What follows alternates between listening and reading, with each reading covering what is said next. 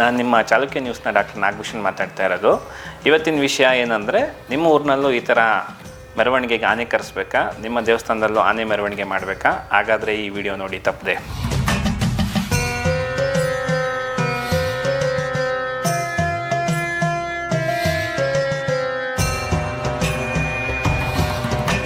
ನಿಮ್ಮ ಊರಿನಲ್ಲಿ ಸ್ಥಳೀಯವಾಗಿ ಆನೆ ಯಾರಾದರೂ ಸಾಕಿದರೆ, ಸಾಮಾನ್ಯವಾಗಿ ದೇವಸ್ಥಾನಗಳಲ್ಲಿ ಮಠಗಳಲ್ಲಿ ಆನೆಗಳನ್ನ ಸಾಕಿರ್ತಾರೆ. ಅಂಥ ಆನೆಯನ್ನು ನೀವು ಆ ಮಠದ ಅಧಿಕಾರಿಗಳಿಂದ ಪರ್ಮಿಷನ್ ತೊಗೋಬೇಕಾಗತ್ತೆ. ಮೊದಲನೇದಾಗಿ ಇಂಥ ದಿನಾಂಕದಂದು ಇಂಥ ಊರಿಗೆ ಇಂಥ ಜಾತ್ರೆಗೆ ಕಳಿಸ್ಕೊಡೋದಕ್ಕೆ ನಾವು ಒಪ್ಪಿದ್ದೀವಿ ಅಂತೇಳಿ ಆ ಮಠದಿಂದ ಒಂದು ಅನುಮತಿ ಪತ್ರವನ್ನು ಪಡೆಯಬೇಕಾಗತ್ತೆ. ಒಂದು ಸರಿ ಮಠಾಧಿಕಾರಿಗಳು ನಮ್ಮ ಕಾರ್ಯಕ್ರಮಕ್ಕೆ ಆನೆ ಕಳಿಸ್ತೀವಿ ಅಂತ ಅನುಮತಿ ಪತ್ರ ಕೊಟ್ಟರೆ, ಅದ್ರ ಜೊತೆಗೆ ಆನೆಗೆ ಸಂಬಂಧಪಟ್ಟ ದಾಖಲೆಗಳನ್ನು ಕೊಡ್ತಾರೆ. ಒಂದು ಓನರ್ಶಿಪ್ ಸರ್ಟಿಫಿಕೇಟ್ ಅಂತ ಕೊಡ್ತಾರೆ, ಇನ್ನೊಂದು ಆನೆಗೆ ಮಾಡಿರೋಂಥ ಇನ್ಶೂರೆನ್ಸ್ ಕಾಪಿಯನ್ನು ಕೊಡ್ತಾರೆ. ಇಷ್ಟನ್ನು ತೊಗೊಂಡೋಗಿ ನಾವು SP ಆಫೀಸಿಗೆ ಕೊಡಬೇಕಾಗುತ್ತೆ. ಆ ಅನುಮತಿ ಪತ್ರದಲ್ಲಿ 2 ಅನೆಕ್ಷರ್ ಇರುತ್ತೆ. ಒಂದು ಸಾರಿ ನೀವು ಮಠದಿಂದ ಅಥವಾ ದೇವಸ್ಥಾನದಿಂದ ಆನೆಯನ್ನು ಆ ಮಠಾಧಿಕಾರಿಗಳಿಂದ ಪರ್ಮಿಷನ್ ತೊಗೊಂಡು ಮೆರವಣಿಗೆಗೆ ಹೋದಾಗ ಅವರು ಒಂದು ಫಾರಮ್ ಕೊಡ್ತಾರೆ ನಿಮಗೆ. ಒಂದು ಏನಂದರೆ ಅನೆಕ್ಷರ್ 2 ಅಂಥೇಳಿ. ಅನೆಕ್ಷರ್ 2 ಬಂದು ನಿಮ್ಮ ಜಿಲ್ಲೆಯಲ್ಲಿ SP ಸೂಪರ್ಡೆಂಟ್ ಆಫ್ ಪೊಲೀಸ್ ಅವರು ಅದಕ್ಕೆ ಸೈನ್ ಹಾಕಿ ಕೊಡಬೇಕಾಗತ್ತೆ. ನೀವು ಅದನ್ನು ತೊಗೊಂಡೋಗಿ ಅರ್ಜಿನ ನೀವು SP ಆಫೀಸಿಗೆ ಕೊಟ್ಟರೆ ಅದಕ್ಕೆ ಒಂದು ನಂಬರ್ ಮಾಡಿಬಿಟ್ಟು ಸ್ಥಳೀಯ ಪೊಲೀಸ್ ಸ್ಟೇಷನ್ಗೆ ಅದನ್ನ ರವಾನಿಸ್ತಾರೆ. ಸ್ಥಳೀಯ ಪೊಲೀಸ್ ಠಾಣೆಯವರು ಸ್ಥಳ ಮಾಜರ್ ಮಾಡಿ ಅಲ್ಲಿ ರಸ್ತೆ ಎಷ್ಟಾಗಲ್ಲ ಇದೆ, ಮತ್ತು ಅಲ್ಲಿ ಕೋಮು ದ್ವೇಷಗಳಿದೆಯಾ, ಜಾತಿ ದ್ವೇಷಗಳಿದೆಯಾ, ಮತ ದ್ವೇಷ ಇದೆಯಾ ಅನ್ನೋದ್ರ ಬಗ್ಗೆ ಸರಿಯಾದ ನಿಖರವಾದ ಮಾಹಿತಿಯನ್ನು ಒಂದು ಮಾಹಿತಿ ರೂಪದಲ್ಲಿ ಬರೆದ್ಬಿಟ್ಟು ಅದನ್ನು ನೆಕ್ಸ್ಟು ಸರ್ಕಲ್ ಇನ್ಸ್ಪೆಕ್ಟರ್ ಆಫೀಸಿಗೆ ಕಳಿಸ್ಕೊಡ್ತಾರೆ. ಸರ್ಕಲ್ ಇನ್ಸ್ಪೆಕ್ಟರ್ ಆಫೀಸಲ್ಲಿ ಇದ್ರ ಬಗ್ಗೆ ಕೂಲಂಕುಷ ಪರಿಶೀಲಿಸಿ ನೆಕ್ಸ್ಟ್ ಅಲ್ಲಿಂದ DYSP ಆಫೀಸಿಗೆ ಕಳಿಸ್ತಾರೆ.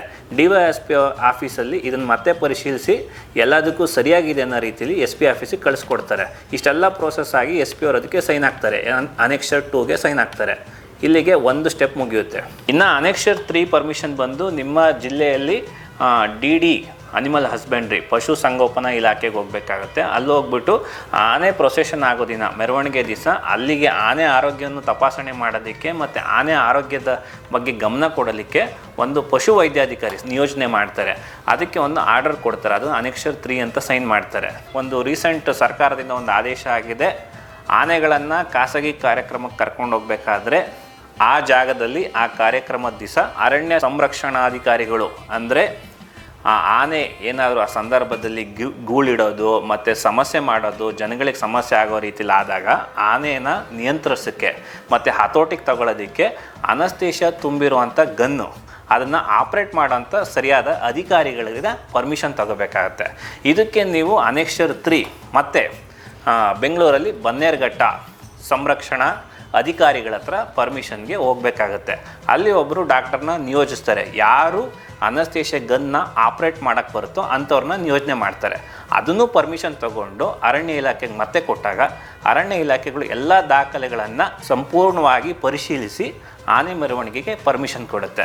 ನೋಡಿದ್ರಲ್ಲ ಸ್ನೇಹಿತರೆ, ಈಗ ಆನೆ ಪರ್ಮಿಷನ್ ತಗೋಬೇಕಾದ್ರೆ ಫಸ್ಟು ಮಠದಿಂದ ಪರ್ಮಿಷನ್ ತಗೋಬೇಕು, ಮತ್ತು ಅದಾದ ನಂತರ SP ಆಫೀಸಿಂದ ಪರ್ಮಿಷನ್ ತಗೋಬೇಕು, ಅದಾದ ನಂತರ ಪಶು ಸಂಗೋಪನಾ ಇಲಾಖೆಯಿಂದ ತಗೋಬೇಕು, ಅದಾದ ನಂತರ ಬನ್ನೇರುಘಟ್ಟ ಅರಣ್ಯ ಸಂರಕ್ಷಣಾಧಿಕಾರಿಗಳಿಂದ ಪರ್ಮಿಷನ್ ತಗೋಬೇಕು. ಈ 3 ಪರ್ಮಿಷನ್ ಆದಮೇಲೆ ಅರಣ್ಯ ಇಲಾಖೆಯಿಂದ ಅಫಿಷಿಯಲ್ ಆಗಿ ಆರ್ಡರ್ ಕೊಡ್ತಾರೆ. ಇಷ್ಟೆಲ್ಲ ಮಾಡಲಿಕ್ಕೆ ಕನಿಷ್ಠ 3 ರಿಂದ 4 ವಾರ ಸಮಯ ಬೇಕು, ಮತ್ತು 1 ಲಕ್ಷದಿಂದ 1.5 ಲಕ್ಷ ಖರ್ಚಾಗುತ್ತೆ ಇಷ್ಟು ಮಾಡೋದಕ್ಕೆ. ಇದಕ್ಕೆಲ್ಲ ನಾವು ತಯಾರಿದ್ದೀರಿ ಅಂದರೆ ನಿಮ್ಮೂರಿಗೂ ಕೂಡ ಆನೆ ಕರೆಸ್ಬೋದು, ನಿಮ್ಮೂರ ದೇವ್ರಿಗೂ ಕೂಡ ಅಂಬಾರಿಯಲ್ಲಿ ಮೆರವಣಿಗೆ ಮಾಡ್ಬೋದು. Thank you. ಚಾಲುಕ್ಯ ನ್ಯೂಸ್, ಜನರಿಗೋಸ್ಕರ.